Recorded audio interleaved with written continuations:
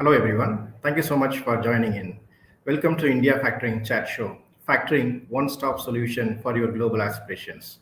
I'm Vinod Vasan, your host for the day. We have an eminent speaker today to join with us for the show. Before introducing our speaker, let me take you through India Factoring first. India Factoring offers working capital solutions through the factoring products aimed at converting your receivables into cash. The company is a subsidiary of an European bank, Fimbank PLC Malta, and is registered with the RBI as an NBFC factor. India Factoring is also 83 category authorized dealer.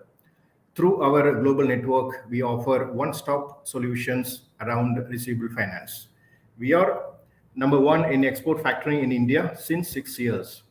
We have been recognized with various national and international awards like FCA Best Deal of the Year, FCA Marketing Award, Top 25 Places to Work. And today, our speaker will take you through various wide subjects such as global market, open trade transactions, open trade versus LC, and digital trade transformation, factoring benefits, etc.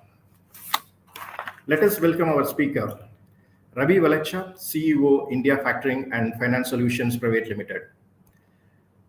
He is an experienced banking and financial services professional with experience in factoring and supply chain finance, and current CEO of India Factoring. Welcome to the chat show, Ravi.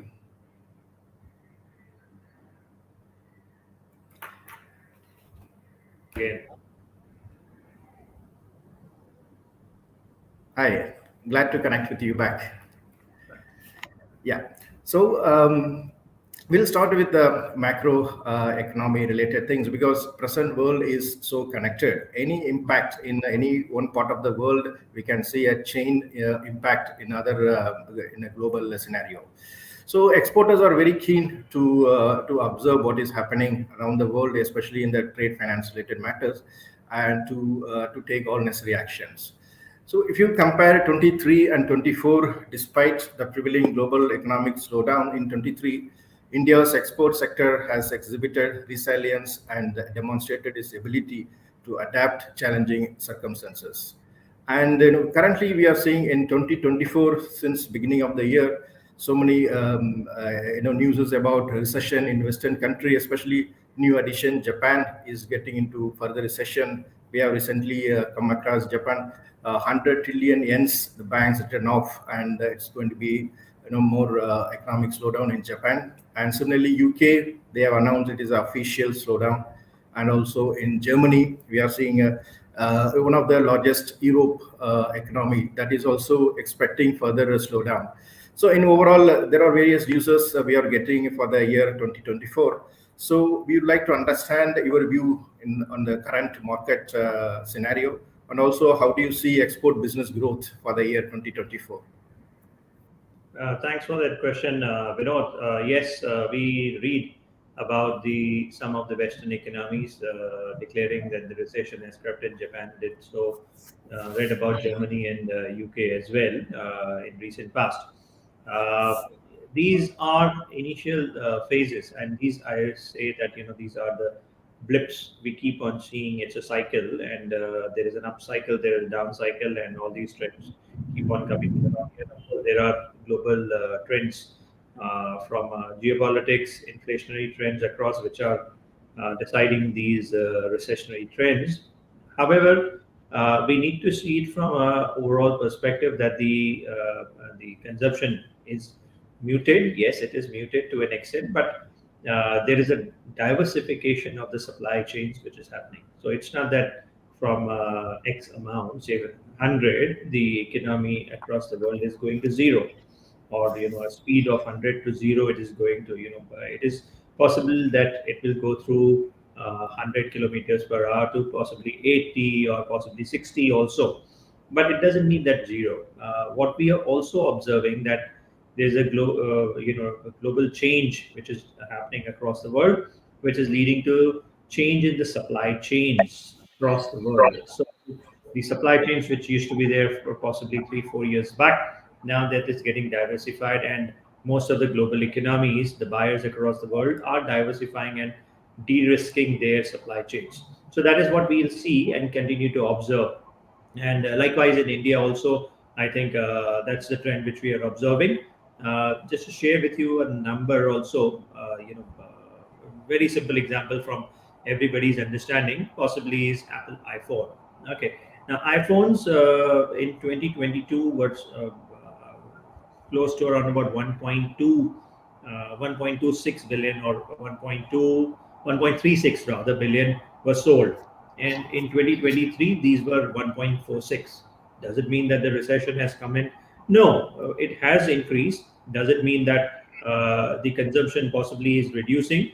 Yes, on a percentage year-on-year basis, possibly the numbers would have come down, but the growth itself is there. Now, also you would obviously would be reading it in newspapers that out of those 1.46 billion devices, a number of them were manufactured first in India, right? 2022 and 2023 has seen that change, which is nearly a 50% year-on-year growth as compared to 2022, 2023. That is the production which has happened from India.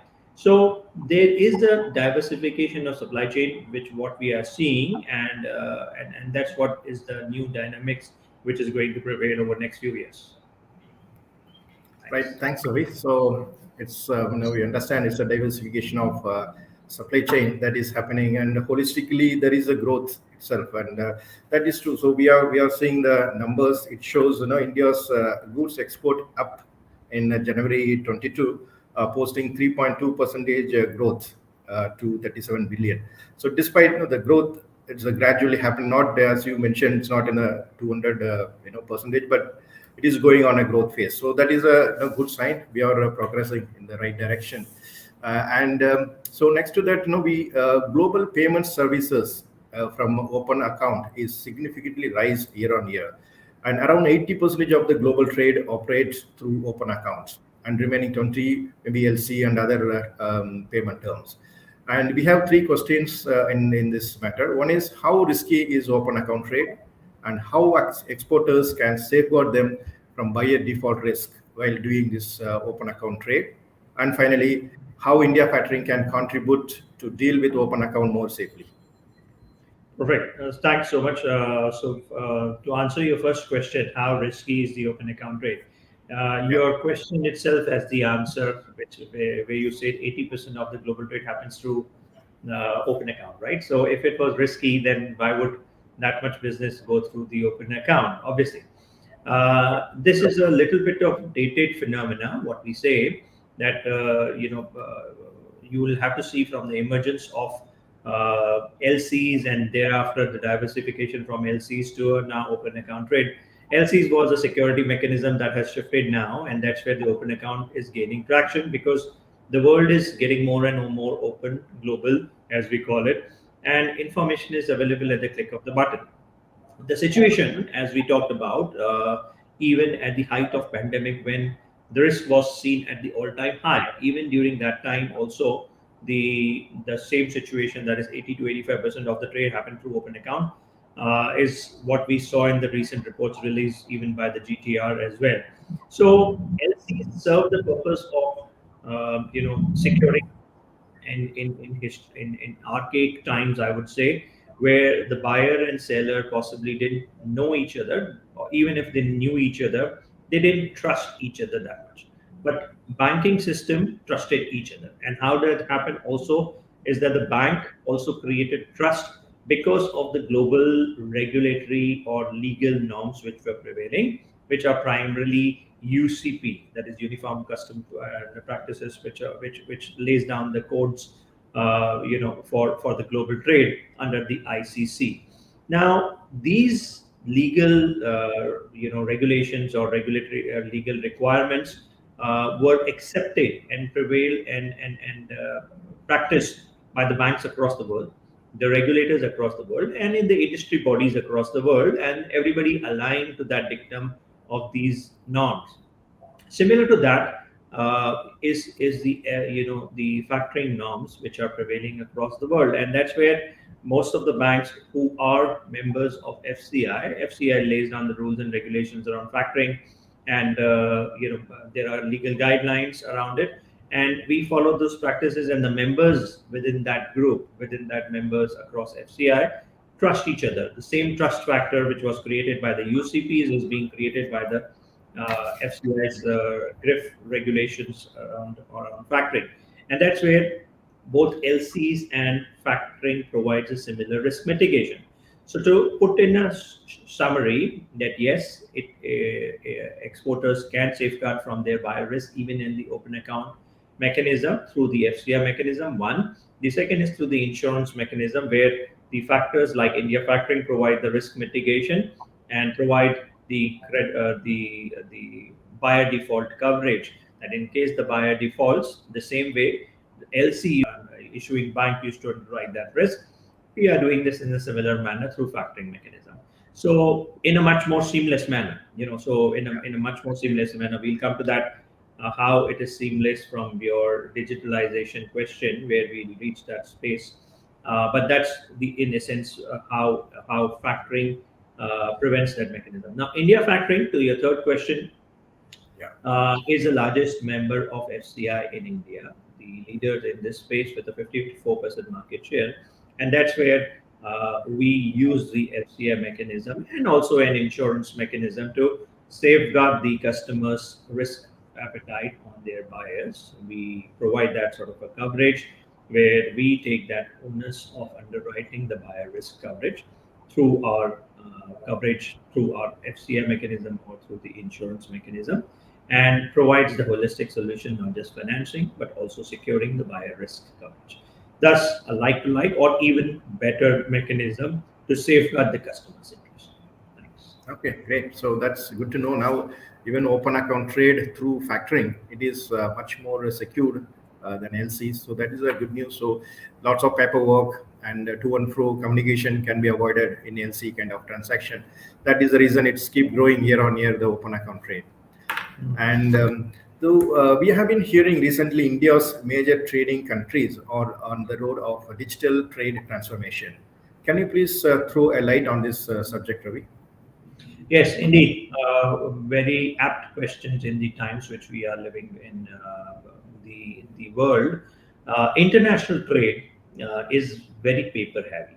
Okay, it has been paper heavy ever since international trade emerged, and there was a requirement to follow those paper heaviness, because each required the documents to be there, and each and every shipment which was done had a commercial invoice. I'm just going into the details of it. Had a commercial invoice, had a shipping bill of lading, and similar other transaction level documents. Now, all these were printed documents which are used for the international trade. It is irrelevant whether it is an open account or a documentary credit under LC. Possibly, and the LC, a couple of more documents will come in, in physical, and that's where the paper heaviness, or in physical world, what we call the transaction heavy process was there. Now there is a global emergence, what we are seeing over past few years, and especially compounded by the pandemic, when paper trail became difficult. So the global world is moving towards IT evolution, or rather possibly I can say revolution to that extent, because most of the things are moving in the digital manner across these sectors, what we have seen, which includes trade as well. Now, there has been a growing need for disruptions, and this particular segment or sector, is going through a huge disruption, where we are seeing that global economies, including in India, are moving from paper-based to digital basis. Just to give you an example, possibly how can we digitalize commercial invoice? We have seen it in India itself that commercial invoice now is e-invoicing, which is a norm for every company which is above 5 crores or so. That is a requirement, regulatory requirement, that they need to have a commercial invoice. Obviously, that's more from a domestic trade perspective, but that's the endeavor which is going to. And one such, we are seeing that disruptions in the traditional trade to, also moving from a traditional trade to factoring itself is a disruption, right? as we talked about 80% being open account, and factoring is best suited to do the open account trade. There is other disruptions which we are seeing in the means of converting all these papers. There is a growing need of moving these international trade transactions also to the digital means. However, all these digital requirements, it's a time managed process where each and every country is doing it on its own, but there needs to be a more collaborative process, because each of these dependencies require a centralized registry. Why India's domestic trade is now moving towards e-invoice? Because there is a GST network which is available, which is making it possible to have a common registry where the supplier needs to register all their invoices on the GST network, and thus making a paper-based economy moving towards a paperless economy through e-invoicing. Similar mechanism is required at the global level, which requires the regulators, multilateral agencies, the unity associations, industry bodies, ICCs, and various other such bodies coming together to form a uniform registry. It can be at the country level, but there needs to be an interoperability in place where the systems in, say, for example, in India, talk to the systems in UK, having a common interoperability with a common factor to identify that the transaction is happening. Now, the regulations are coming in force. We recently read about UK implementing the digital trade, digital contracts, and digital trade possibilities through a regulation in itself. Obviously, these are first steps which some countries are taking in. We are also, India is also working towards many of such initiatives, as I mentioned, through the GST network. But this is just the start. We should be making a good progress in future in moving towards the digital trade transformation across countries, across borders, to make it a bigger success, not just restricted to the local countries itself. That is possibly a next 3 to 5 years scenario which is likely to be developing, and that will make it a completely paperless or digitalizing process. From India factoring perspective itself, we do enable digital means where customer, from a customer convenience point of view, customer is able to submit us all these documents in a paperless through our extranet or through our digital access means to our systems, and we are able to provide that system. And I'm sure that sooner these international trade transactions through a common platform will also move to the digitalizing. I hope I could share some insights on that. Great. Thanks, Ravi. So it's good to know it's moving more digital on the trade transaction. So it will be more safe and authenticated. But also now, since all our trading partners are moving towards digital trade documents, it is India responsibility to improve the infrastructure, to put it on more digital. Also, the exporter also need to be more prepared for managing all these things. Similarly, the lenders has to be prepared themselves for handling all this digital thing. So already you have covered some of the portion, but still more specifically, can you please elaborate how India factoring is prepared to deal with the digital trade transformation? Yeah, before India factoring, I will just highlight again a little bit more detail as you rightly requested. Yeah. Now, in India specifically, I'll talk about. There were two disruptive milestones which moved more and more, trade or transactions. I would say payments, trade, everything towards digital means. One was a big leap of faith during 2016 demonetization, which you yourself experienced. Uh, that was one disruptor in the payment side, where currency was demonetized, and most of the things moved towards digital means. The second was the during pandemic, which all of us experienced across the world, and that's where the digital really kicked in a big manner, because access to transacting in a person manner was limited or restricted because of the pandemic being prevailing, and that's where we saw the growth of UPI transactions on the payment side. Likewise, the digital trade is seeing a huge paradigm shift, as I explained it earlier. That is what is likely to see. From our India factoring perspective itself, we have changed now systems. We have implemented new age systems which provide us the digital capabilities and evolving further. It's not a full stop that we have evolved. It's a continuing improvisation which we are doing it with the introduction of the new system.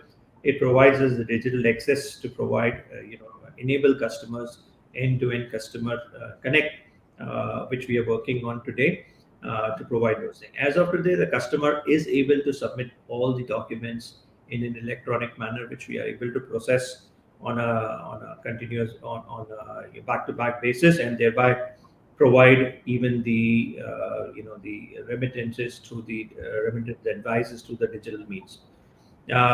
We are going next steps as is aligned to the regulator, which we are talking about when we talk about exports in particular.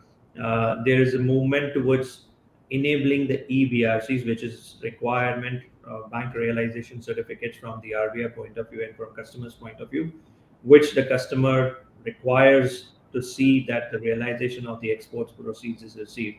Now we are seeing a new emergence of the digital initiative where customer is going to be empowered to have an access, or whenever they want it, they can directly access the EBRCs themselves rather than relying on the banks and factoring companies like us. So they will have access to those tools where they can generate these EBRCs themselves. Of course, these are work in progress, but we are expected to see these through possibly in 2024 itself. Right. Thanks, Ravi.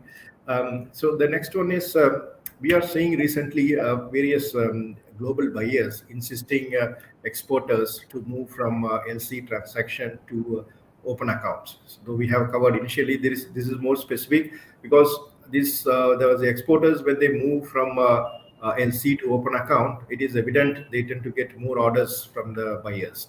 But however, the exporters' concern is whether they are more exposed to the risk, and how they can safeguard, because they are very comfortable with the LC. They have been doing for many years, but their sales is more stagnant now. Then they understood that the reason is they are more restricted with the LC trade. So now moving to, they are willing to move, but in the meantime, they are worried on the risk factor. So can you please put some more thought on this? Indeed. Now, when we do these transactions, when a customer is whether exporting or domestic trade, two or three, maybe more risk prevail. One is obviously the risk of the buyer risk, the credit risk, and reputation risk, and various other risks prevail also. When the customer moves from documentary trade, that is on the LC backed transactions, to an open account, obviously there is a benefit, which includes that the customer between buyer and seller, there can be more volumes which can be generated, right? Because the buyer is not incurring an added cost of an LC because the terms are being provided, credit terms are being provided. So obviously buyer has an inclination to provide more business to this such seller, and obviously that is beneficial for the seller also, which enables them to grow their throughput and focus more on their production rather than being worried about the risk being there. Now, obviously, risk is there. Risk is there in every part of the business which customer undertakes, and accordingly, each and every solution is also available. LCs used to provide that solution. Now, under open account, also through factors like us, that is India Factoring, we are able to provide that risk mitigation on the buyer risk coverage. So, what LC used to provide, now we are able to cover under the same mechanism by providing the buyer risk coverage. That is one aspect of it. The second one is that we are providing an unsecured finance. So obviously from that perspective, it's coming at as an optimum working capital, not just working capital, risk mitigations and balance sheet light in perspective also. The other important aspect is so liquidity risk is getting covered through the financing aspect. The other aspect is a reputation risk also. When you do an international transaction in particular, you are being regulated. You are required to comply with many other things because you are doing international trade transactions. There is an AML requirement. There is a requirement from the buyer's regulator also, or possibly the regulations or compliances required from the buyers. And also, we being a regulated entity under the Reserve Bank of India license, we provide that factoring services under much more regulated manner, where the transactions are being processed in a regulatory manner and under a full compliance of the prevailing regulations, not just in India but across the world, because India does not operate in isolation. So this is a huge reputation risk coverage also when the customers are associated with the regulated entities like India Factoring. So from that perspective, the risk is there, but risk can be mitigated by being associated with the right solution providers like India Factoring. I hope I Okay. could answer that. Right. Thanks, Ravi. So we'll start with one viewer's question. It's from Ramanathan. Can you kindly throw some light on some initiatives underway at Gift City to make international trade easier for Indian exporters? Now, obviously, this is a very good initiative by the government of India. Gift City is not new; it has been there for years, but now it is getting an extra, growth and right sort of a momentum which is there, which provides an offshore location for the Indian exporters and Indian Indian enterprises to avail financial services in an uh, offshore location, but within the Indian borders itself. So, Gift City, which is created at the Gandhinagar in Ahmedabad, near Ahmedabad in Gujarat, is providing that sort of a solution. It's very similar to a DIFC, which is Dubai International Finance Center or Singapore Center. We have seen that earlier to get cost optimized solutions or easier access to finance or to make international trade much more open or much more conducive. Many of the manufacturer exporters from India used to route their transactions or business through Dubai or Singapore or international offshore centers like these. By Gift City, the government is trying to attract that sort of a business or retain that sort of a business within the borders confines of India itself, thus enabling an overall growth for the Indian enterprises through effective and global solutions which are being provided at the Gift City. And it's not being restricted only to the trade finance where we prevail. Of course, trade finance under that factoring is a big enabler even in the Gift City through GIFTSCA. But there are other services also being provided under the uniform regulator called IFCA, which includes banking, financial services, even capital markets, securities, and everything under one regulator, insurance, everything under one regulator. So it's going to be a huge growth factor because India is looking at possibly growing from current to next, becoming a 5 trillion economy soon. International trade is also being forecasted from India to move from current 600, maybe 700 to 800 billion dollars per year today to soon, and by 2030, actually, there is a foreign trade policy which is, made, by the government in 2023, which talks about the 2 trillion exports from India, 1 trillion out of that being merchandise exports by 2030. Now, towards these mechanisms, obviously, these international, ease or convenience of doing business is something which has been done. And obviously, India is projecting also towards a 5 trillion, as we talked about, which requires India to grow at a very healthy rate of 8 to 9% per annum. All these reforms, including the Gift City regulations, are an important initiatives by the government of India, which will enable India to reach those targets, be it from a trade, economy, and overall perspective also. Thanks. Great. Thank you. Thank you, Ravi. So we have another audience query. This is what are you offering non-recourse facility for local invoices in India? Sorry, I This didn't is get it. yeah. This is about offering or India Factoring offering any non-recourse facility for local invoices also. Yeah, so domestic trade, yes, that has been made possible also recently.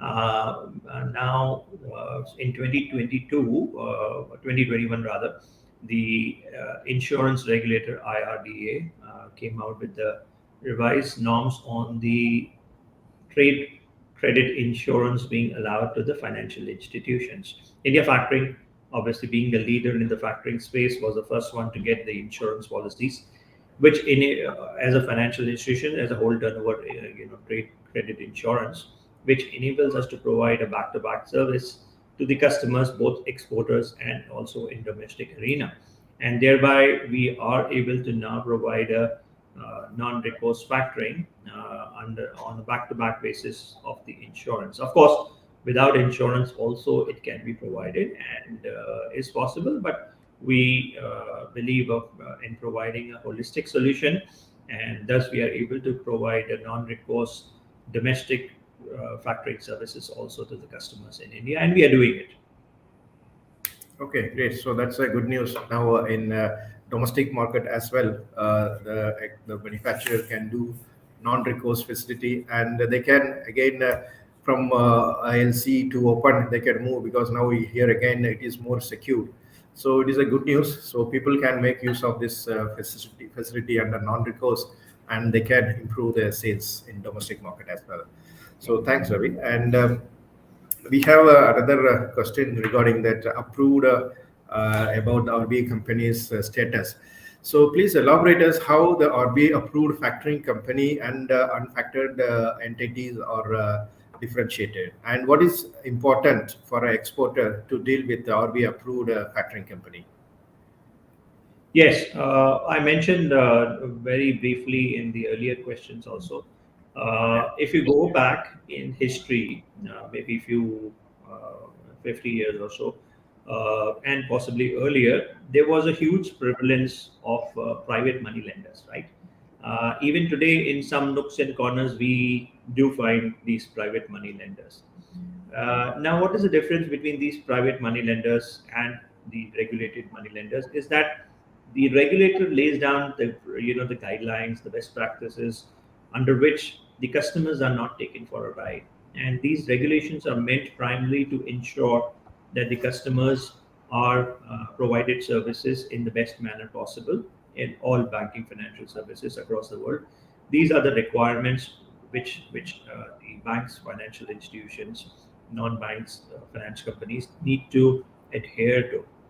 That's from a customer point of view. Also, there has been a global awareness under FATF, Financial Action Task Force, and various other bodies, that there has been banks and financial services also have been used for unfair means earlier, and that's why the regulations require to follow certain protocols, certain regulatory requirements, where you need to do transactions in a clean manner, authenticated manner, know your customer. We have recently seen in past Yeah. few weeks time that is an important aspect which needs to be adhered not just from a compliance point of view, but it also means doing the right thing, because you need to do the business with the right people. You don't need to know what is their background. The transactions need to flow in a regulated manner while complying with the anti-money laundering, terrorist financings, and various other norms which are prevailing, because we know that money can be used in the wrong manner. Now, being a regulated entity thus requires alignment with following all the protocols which are locally prevalent. Not only locally prevalent, because what is locally prevalent or mandated by the regulators in India are also aligned to the global norms or emerging norms through the Financial Action Task Force and various inter of play between the regulators across the world. Thus, the global norms are being mandated, and which the factoring companies or the regulated factoring companies, banks, and financial institutions are required to follow to the T. Okay, and India Factoring, being one of such regulated entities, follows those norms to the T. And against that, a private money lender, as I've mentioned, is not required to, or there is no such requirement on the private money lenders, and we read about all such instances where malpractices come in, customers are taken for a ride with a very high interest rates, with unscrupulous players being there, possibly not adhering to the regulations, not complying with the customer requirements, not following the providing the services in the best manner possible, thus prone to anti-money laundering and various other things which we talked about, from a regulated to a non-regulated. That's why it is extremely important in today's requirements to be following the right side of the law and the requirements as per the regulations. Otherwise, the customer also, and as mentioned earlier, between the buyers and seller, if the buyer is a very large party, they may have to follow their local regulations also. In such situations, not being regulated can open up these customers, buyers, and the stakeholders which are there to a huge reputational risk, besides being a financial crime or anything other risk also. That's why dealing with the regulated entities like India Factoring is extremely important. I hope I could answer. Right. Yeah, thanks. Fully answered. And there is another audience question from Navya Shukla. What strategies can business use to manage uncertainty in trade finance operations? Over to you, Yeah, Ravi. okay. Yeah. Now, strategies can be various. Of course, there are uncertainties we are reading. In fact, since 2020, we are seeing, we are living increasingly in the VUCA world, which is a volatile, uncertain, complex, and ambiguous environment, right? Yeah. Every from a pandemic to after that, the European Ukraine Russia geopolitics, to now Red Sea environment which we are seeing. Uh, it is it is an ever volatile world now, and the uncertainties are the rule of the game. In such situations, also the global trade has not come down completely. Yes, it may have come down a notch or so, but the trade finance prevailed, right? Because we are living in a global world where the transactions or the manufacturers or and the consumers possibly are separated by boundaries, and that's why it is going to be there prevailing. And the strategies required are how do you manage to do the transactions trade, the global trade, despite the risk being there. And that's where can all risk being mitigated in a manner? Yes, some risk can be mitigated in a different manner. Some risk need to be managed in a different manner. Where we come across is providing a holistic financing solution, not just a financing solution, but a risk mitigation from a buyer risk coverage also. There are certain other risks which can be managed through the insurance, right? Like the Red Sea environment where we are seeing now, it is being managed through the two ways: either rerouting, which leads to a cost escalation. Obviously, 6,500 kilometers trade route comes at a cost, or through an insurance that also comes at a cost. So all these uncertainties which are being created time and again, obviously all of them can be mitigated to an extent, not 100%. Nothing is 100%, but it can be managed in the most effective manner. Obviously, it leads to increase of the cost, but in the trade finance also these uncertainties can be managed in an effective mechanism. Every tool is available nowadays to address those requirements. Thanks, Ravi. And we have a question from Vinod Chabe. As India Factoring is on its journey to become 5 trillion economy, sorry, as India is on its journey to become a 5 trillion economy, what potential we see for factoring in India? How many FCA registered factoring companies are in India? And whether we can see increase in number of FCA registered factoring companies in India, given the huge potential? No, indeed, India is on its way to 5 trillion economy, but there needs to be enablers in place for that. And what do we say that there needs to be a for all the the economic growth to be there. There needs to be reforms. We talked about certain reforms, the gift city and various other reforms being there. There needs to be reforms on the trade, allowing more and more trade, moving from paper to a digital environment. We saw GST being there. We saw various other reforms being done by the regulators and the government of India as well. One important enabler is providing ease of access or financial inclusion from MSMEs and SMEs perspective also. How do you do that? We keep on reading about stories across the world that the banks and financial institutions many a times ask for collateral from these customers, and possibly many a times these customers, which are in the small operators, they do not have collaterals to provide security to the banks, and thus they are not able to access working capital finance in a much easier manner as they would have preferred. And in such a situation, factoring comes as a good tool where it's an unsecured finance. It is an off balance sheet because factoring is a true sale of receivables under assignment route. Thus, it's a lighter on balance sheet also. Now, obviously, where the buyer and seller is enjoying the credit strength, gives a comfort to the bank and financial institutions and factoring companies like us to provide an unsecured finance, risk mitigation solutions also. Thus, a win-win solution for customers, the buyers, as well as the bankers. So these tools, these new age requirements are something which needs to be promoted more and more. In India specifically, we have seen a huge emergence of the exchanges, that is the trade receivable exchanges, which operate to provide ease of access to the MSMEs who supply to the larger corporates. There's a regulatory mandate coming in that all the buyers above certain threshold of turnover need to be registered and doing transactions. There's a requirement to, or even MSMEs, MSME ministry itself is mandating that the payment needs to be done in 45 days or so. So there are regulations and push, and the growth towards 5 trillion economies will be created by solutions which will come through these or much modernized manner of providing access to finance like factoring.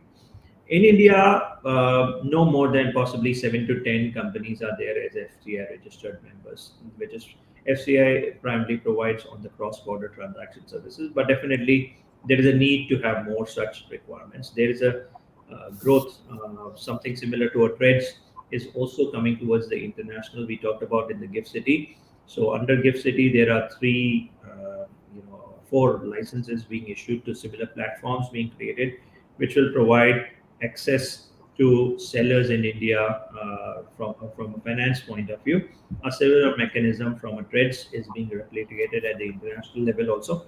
Obviously, it is yet to pick up pace, definitely. As with any new disruptive initiative, it is likely to pick up pace possibly next 3 to 5 years' time. And these will be creating a momentum towards a $5 trillion economies. That's my view.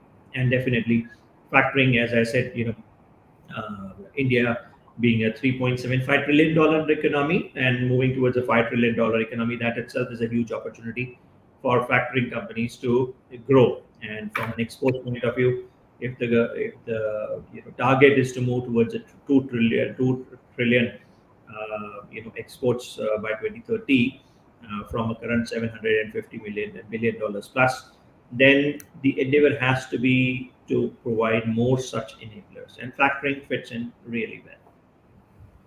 Great. Thanks, Ravi. So it's good that factoring companies are growing and the FCA members are increasing this support exporters to achieve their target and India's target as well. Also, the government also pushing more on factoring with clean regulations and guidance. So that is good. Many companies are keep growing.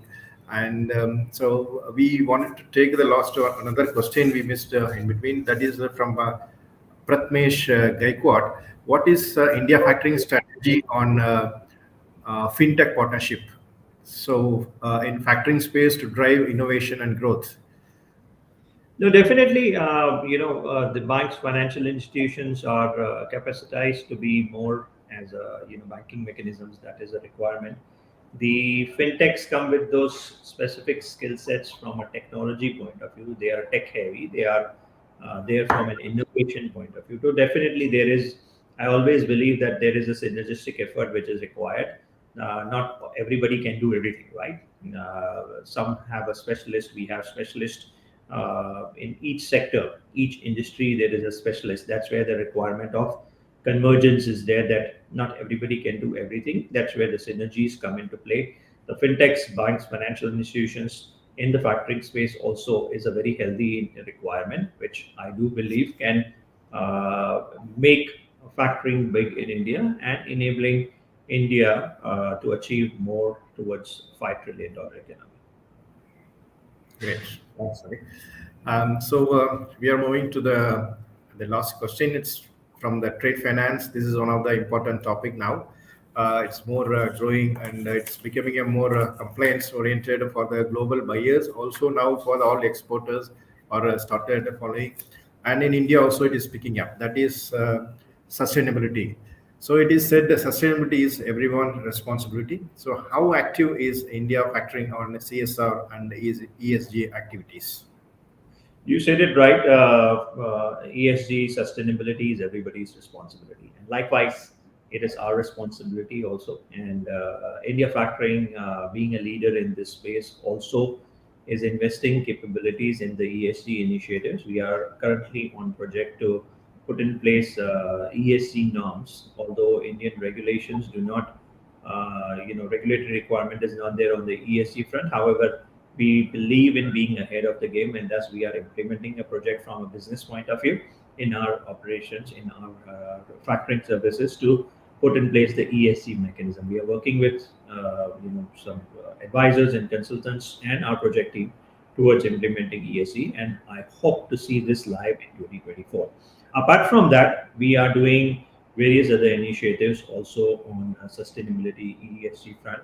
Last week itself, we had a tree plantation drive where we contributed towards growing trees. I think worked towards planting some 500 odd trees last week, and before that we did some other initiatives also towards ESG.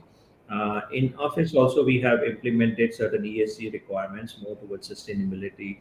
Very simple things can go a very long way to providing a sustainable environment. Simple thing being water.